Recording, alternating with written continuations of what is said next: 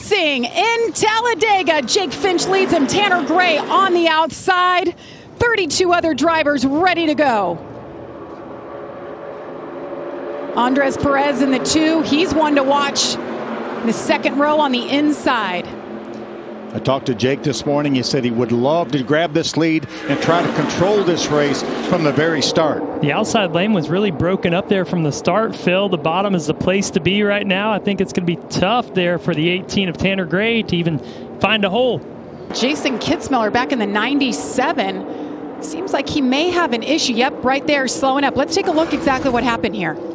Yeah, initially we thought it might have been a tire rub, but I think that's water coming out. He had a split radiator yesterday, didn't even get to practice because of it.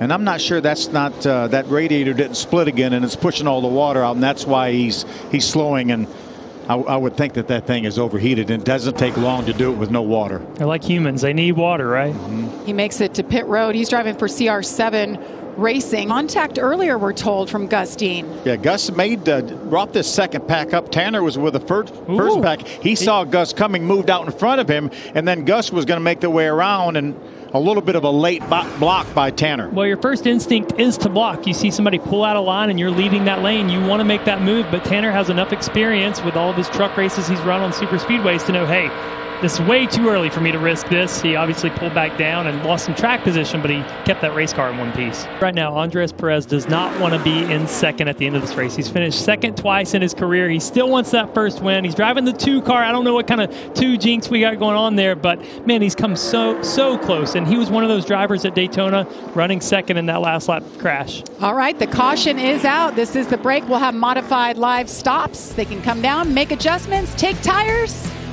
We'll bring that to you coming up next.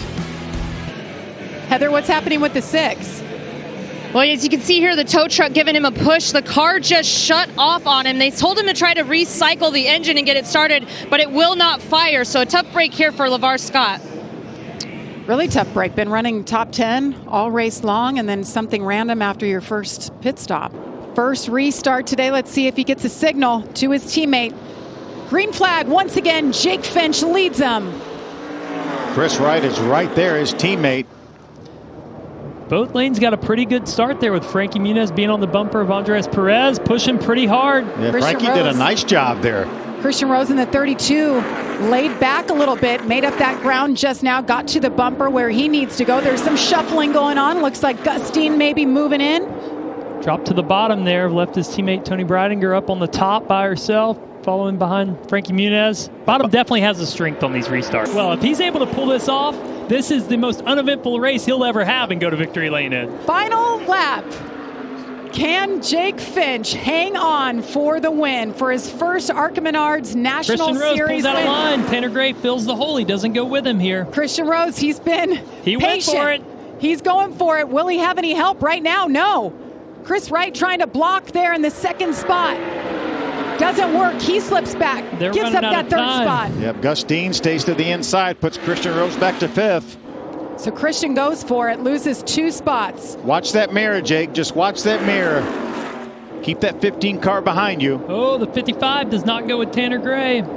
Meanwhile, Jake Finch, he told us he doesn't use his mirrors a whole lot. Listens to that spotter. The move comes. Remember, the start-finish line is deep into the racetrack, not at the normal spot. He gets it done. Wow. Jake Finch, a perfect race, leads all 76 laps. Shannon Rush back to victory lane as the crew chief.